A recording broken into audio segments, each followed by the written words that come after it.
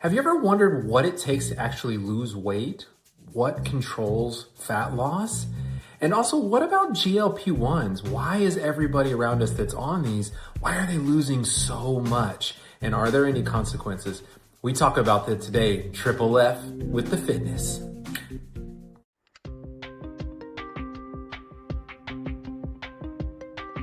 Woo, David, you are looking good, man. I know, thin, trim. You can tell I eat right? Have you been? No, What but is I'm thinking about it. Just thinking about it. Does that count when you think about it? We're back, by the way. Welcome back, guys. Woo, this is a fitness one here. We are on the fitness. So, are you on a diet, or are you just kind of eating whatever you want? I don't know, man. I kind of eat what I want. I think I have pretty good genes and stuff like that. This is what it means to be retired. Yeah, but the problem is then you go at your blood work and you think, well, maybe I'm not eating as healthy as I should eat. But have you gotten that done recently? Yeah, I've got it done, and I'm doing okay. I'm doing okay with it. But like with anything, everybody's got a weakness in their life, and mine is like junk food and sweets. And well, what's your favorite sweet? Like, what's your favorite go to if you have to have something sweet? What is it? I can tell you what mine is right now. So if it's for just enjoyment, it's probably a Milky Way. If it's for if it's for nutrition, it's a Snickers because it's got peanuts. It's got peanuts. Snickers, that is mine. What's yours? What is your go-to? All right, if you're watching this, you need to comment what your go-to fix-it for a sweet tooth. Yeah. And by the way, you wanna subscribe to our video here, please. So please hit that subscribe button before we get too far down, and we give you all this valuable advice. And you can like the video also if you do like it by the end of it. Yeah. So. Okay, so we got your go-to. What's like the typical healthy thing you eat? The typical healthy thing that I eat. Whatever would be considered to be healthy. I eat green beans. I'm not a big vegetable person, but me either. But I eat green beans. I'll eat a little bit of asparagus sometime. I like asparagus. I eat salad. Smells weird when it comes out. Yeah, I do eat some salad, but I take the tomatoes off and stuff like that. I eat a lot of salad. So. I like tomatoes. Yeah, but I like. But then does it count? Does a salad count as good if you put ranch dressing all over it? Man, it's so good. So ranch is and croutons. Yeah, you know who has the best salad with the croutons and the cheese and everything? Saltgrass. I love Saltgrass house salad with their ranch dressing. The problem though with Saltgrass is they bring that bread out. Oh yeah, the Shinerbach bread. I'm LDS and I can't have beer, but I'll have some of that bread. So okay, so you like, but what about what other healthy things? If you were going to put together a healthy dish, that I eat or that my wife eats? Well, I mean, who cooks? See, in the house? You cook or your wife cooks? My wife cooks and all, but she kind of cooks for me, and then she puts it in front of me, and then she gets her own stuff. She has the healthy stuff. But when we go out to eat, is she poisoning you? Is she like trying to I keep what's your life that. insurance like? I keep in the last video we talked about net worth and all. I said as that grows, I think I'm getting unhealthier food that she's trying to knock you off, me, man. But Kathy. But what happens when you go out to eat? It becomes really obvious who's eating healthy and who's not. Yeah. The waiter will bring a load of chicken fingers, mashed potatoes, and gravy, and then they'll bring a Brussels sprout salad, and then they'll look at me and they'll say, "Now, which one of you are the chicken tenders, and which one are the Brussels sprouts?" They ask you. They don't even ask. They just give. They give the chicken tenders to me, and they give the salad to her. Well, they have to ask us for some reason. I'm like, are you kidding? Look at me, man. Do I look like a Brussels sprout salad kind of guy? But I'm kind of a meat and potatoes kind of guy. I wasn't raised much on veggies, but I'll eat I eat a few. I eat salad and green beans and a little asparagus, but for the most part, for me, it's meat and potatoes, man. Starch. I love starch. You look like a meat and potatoes kind of guy. Well, you like a good like a Midwestern farm. Somebody told me when you work out, you have to have a lot of calories. You don't gain muscle unless you eat calories, and so I don't have any problem with calorie intake. Yeah, you got it. I got the calorie intake down now. I don't know if they're good calories. I'm pretty sure they're not great calories. I think you know. So, but they're. So I do know. Yeah. Yeah. I think you're right. I think I do know. Well, I have to say this weekend it was Valentine's Day weekend, and Saturday was Valentine's Day. And we went to, here in Katy, we went to Harvest Garden and Bakery. Have you ever been there before? It's Lori Pope's. I have not, but restaurant. Kathy has. Yeah, my wife has. It's really good. And actually, in this instance, I had gotten the grilled chicken sandwich, and Sarah got the brisket sandwich. And guess which one they handed to me? They gave you the brisket. They gave me. Of course, I didn't order it, but they just assumed, hey, you're the guy that must be eating the brisket. But no, she loves brisket, and man, that place is really good. So shout out to Lori Pope and the Harvest Garden or Harvest Kitchen and Bakery. That restaurant was rated #1 restaurant in Katy. Yeah, I think I heard that. I did hear that part. Yep. So good job, Lori. Appreciate you. She's actually a member of our Fulsher Club, and I work with her a couple times a week. Okay. So actually today we're supposed to meet.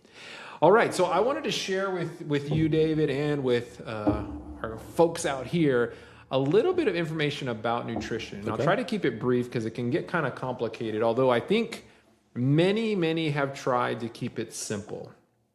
But man, our bodies are so complex. Yep.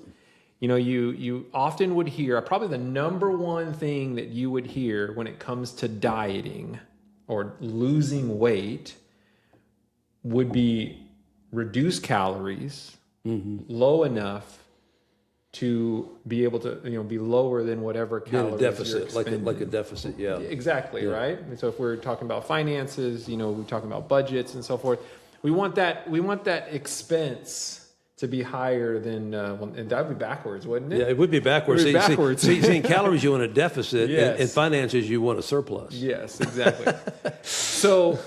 And I think if you just need it to be simple, then that's not a bad way to do it. Like basically burn more than you actually take in. That's not bad.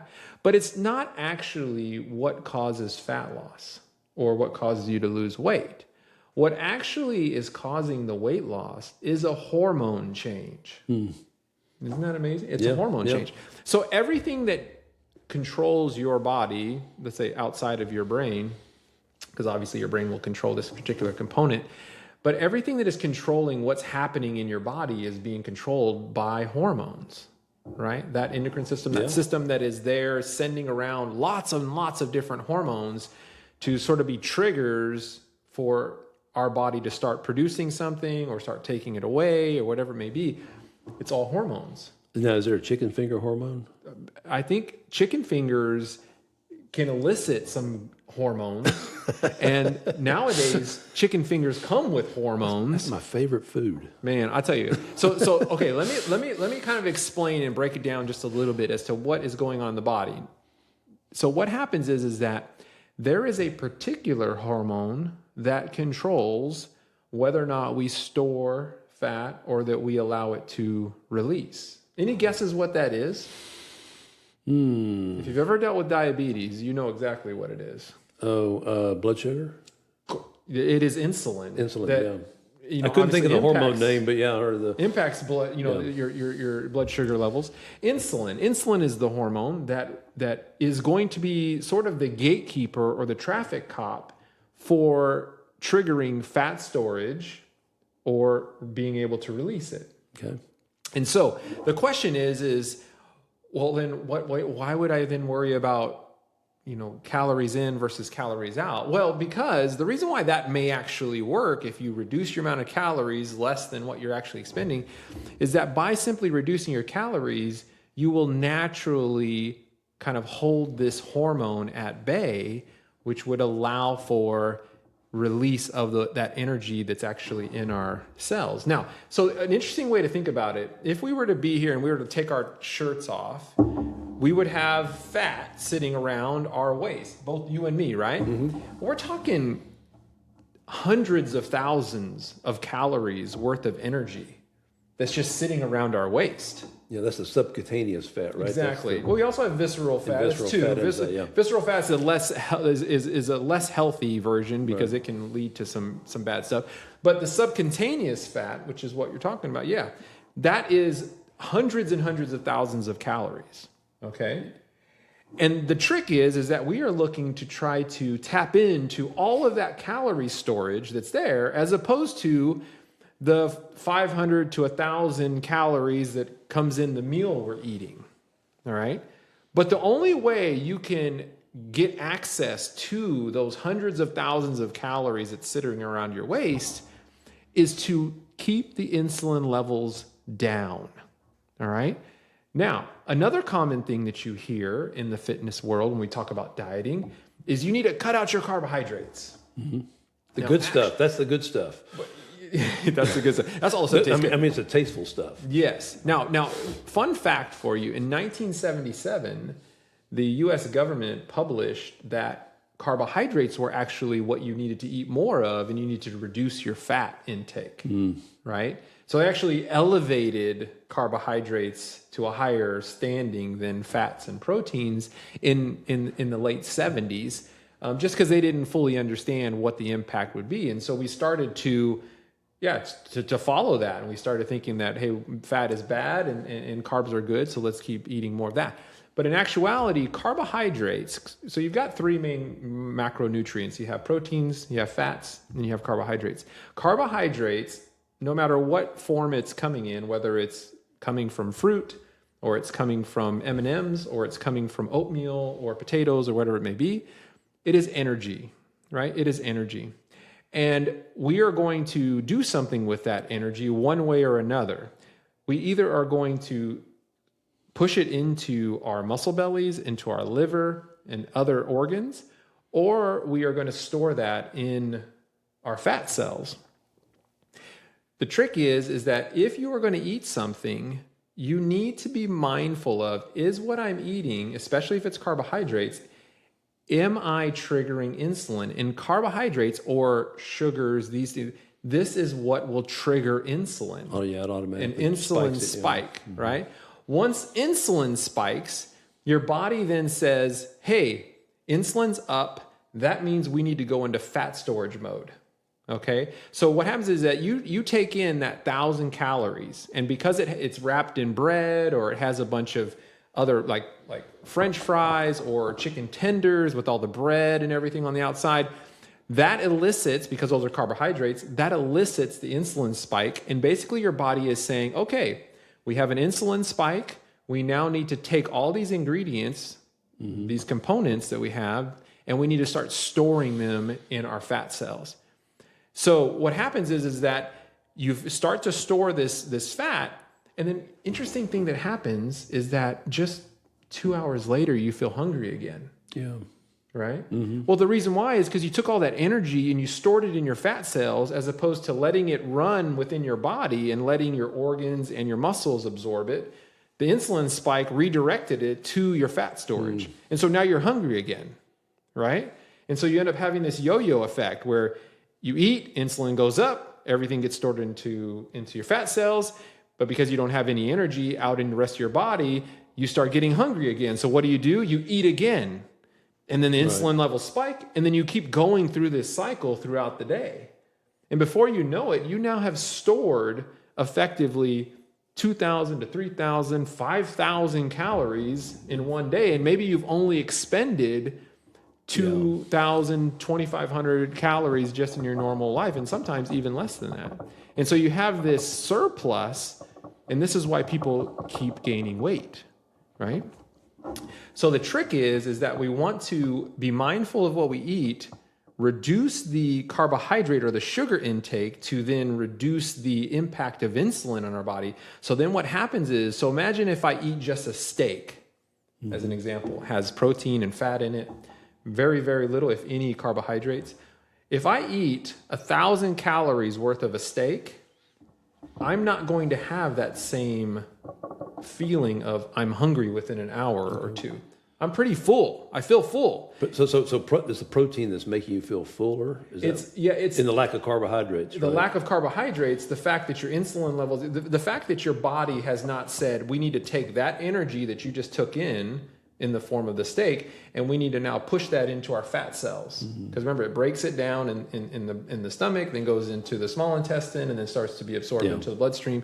So you're basically saying, don't absorb it into fat cells. We want to absorb that energy into the rest of our body.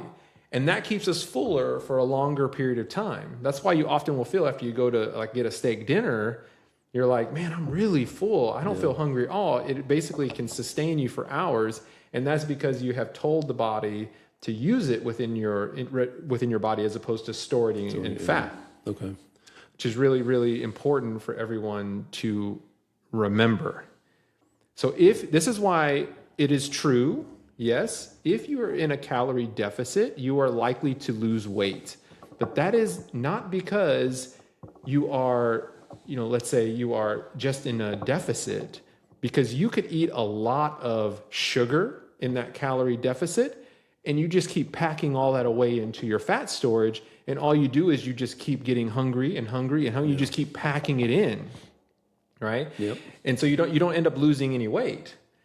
But if you keep that down, so yes, keep your calorie count down. That can be true, but it's because you're keeping your insulin levels at bay is the reason why you're now able to, get rid of some of that fat storage. You're basically saying, hey, I want to pull, if I'm expending 2,000 calories a day just by doing my normal daily routine, and I've only taken in 1,500 calories, well, my body still needs that extra 500 calories to make up the 2,000. But because you haven't brought insulin level up, it's saying, hey, I'm going to take 500 calories from those hundreds of thousands of stored calories that's around my waist, and I'm going to pull it from there.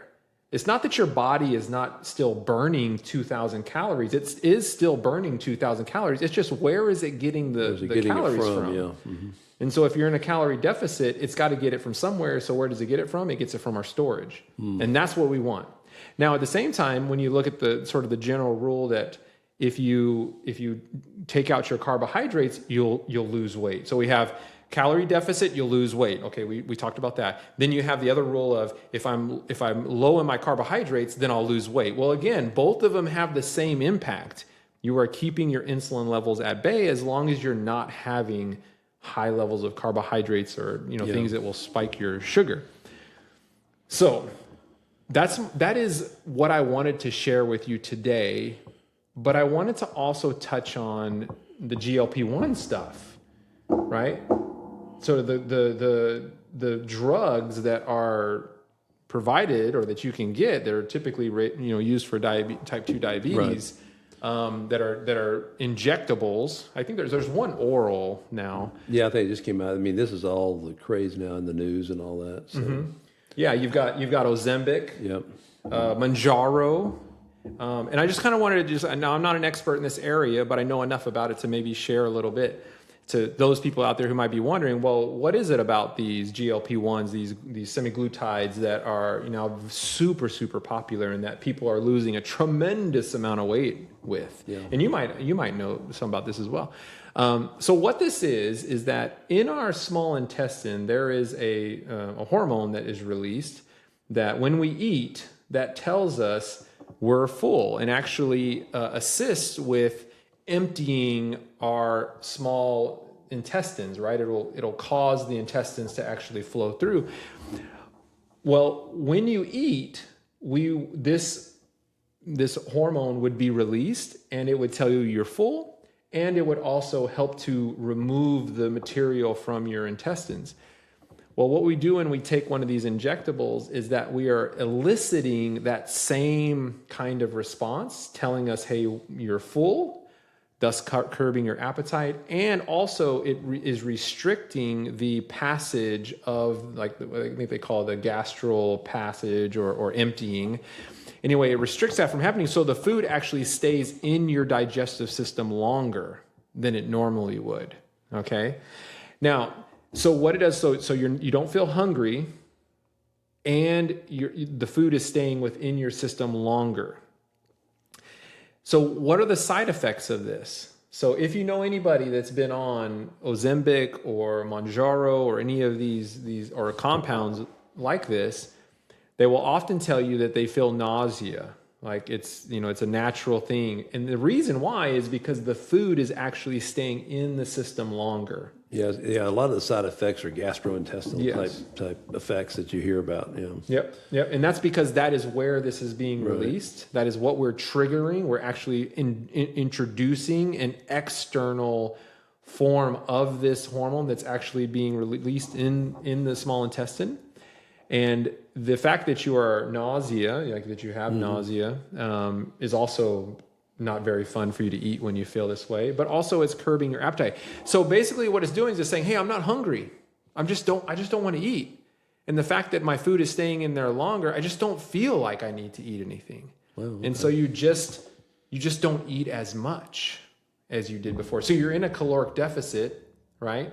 And there we get that rule that, hey, if we're in a caloric deficit, we don't feel hungry, we're not feeding ourselves, the energy has got to come from somewhere, and that's why it then comes from that fat storage that's been built up. Yeah. So it's highly effective. However, there are some side effects that you have to be conscious of. Yeah. The fact that you're not getting in a lot of protein. Yeah, I think that's been the main one that I've heard about, is there's a lot of loss of muscle while you're on these drugs. So yeah, and this is just from my own personal experience working with some people that have been on the GLP-1 stuff, is that they typically obviously are not eating as much. They're not getting the protein that they need. They just don't feel like eating. And then the other thing is that because they feel nauseated, they also don't feel like they can train very much. yeah. And so you've got this sort of compounding effect that results in muscle loss.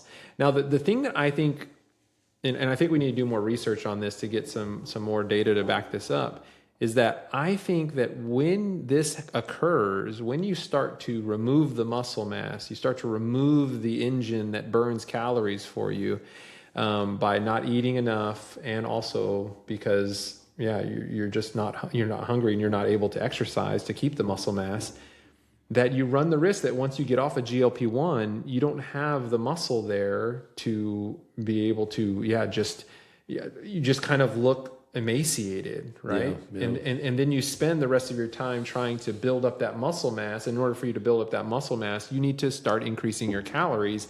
And then that becomes a slippery slope where someone just starts to put on the weight again because, one, they just may not know how to actually put on weight healthily, in a healthy way.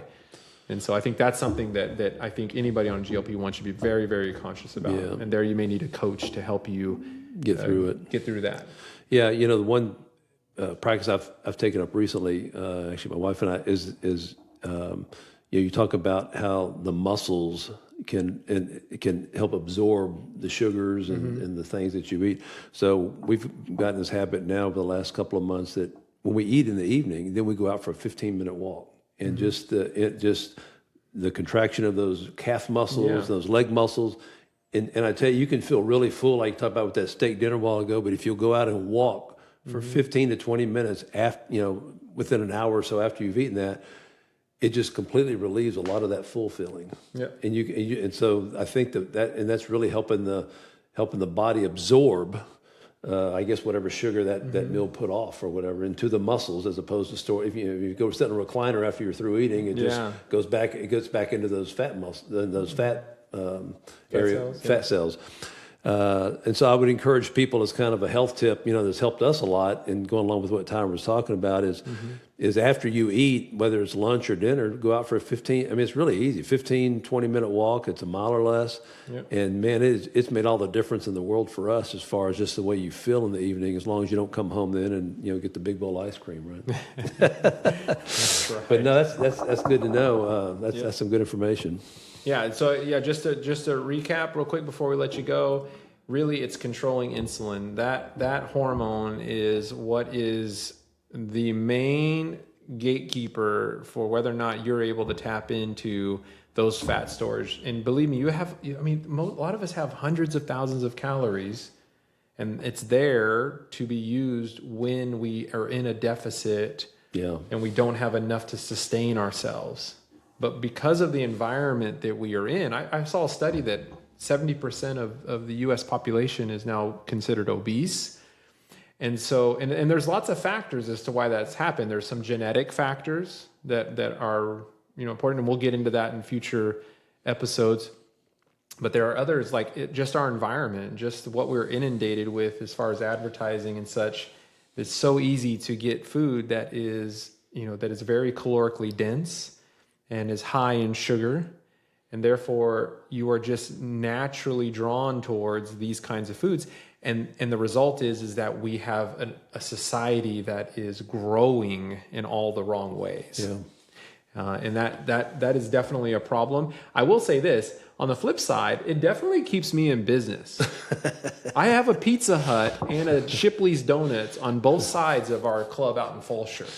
And so we're right in the middle of those two. If that gives you any indication, I mean, you need fitness these days more than ever. So a couple of points on the GLP point you made. I just saw an article the other day. McDonald's is now really looking into this whole GLP, the effects of GLP-1 on their menu and all that, which is kind of I don't think McDonald's is the place you go to lose weight, but that's just how much that this whole movement's taken off, and it can be a good movement. But I think taking off what Tyron was saying, if you're going to be on GLP-1s, you're not going to eat as much, you're not going to have as many calories, you're going to lose muscle mass unless you can get out and work out. Just force yourself to get to the gym, lift some weight, do some resistance training, and really, make sure the calories that you are eating, since you're not eating many, are just packed with protein, because protein is your essential muscle building. It's the main thing you need for muscle building, the nutrient. And so make sure that if you're on the GLP-1s, you're not eating as much, you're taking a lot fewer calories. That's when you really have to watch your diet, make sure those calories count, that they're packed with protein, and that you have enough energy to get out and do some resistance training and keep that muscle going, because you will lose it. You will lose it very quickly, and that's one of the big side effects that they've discovered with those things. Yeah, that's right. Well, there you go. We got a lot of good stuff coming up as far as stuff that will help with this area of nutrition, with fitness. And I'm excited because I think there's so much good. And so please, like David said earlier, please share this with your friends, like it and subscribe it, because that will tell YouTube that, hey, this is worth going out to the general public, and then they'll put that out in front of other people's eyeballs, and then they'll hopefully will be enticed to eat better, to take care of their budget financially when dealing with David's side of this. So you want to grow your net worth and not your waistline. So. That's right. Yeah, they're inverse. Well, that's good. Well, thanks a lot, Tyron, for that. That was a great update. Yep. All right. So until next time, this is Triple F. We're going to sign off, and we'll see you next. See you guys. Bye-bye.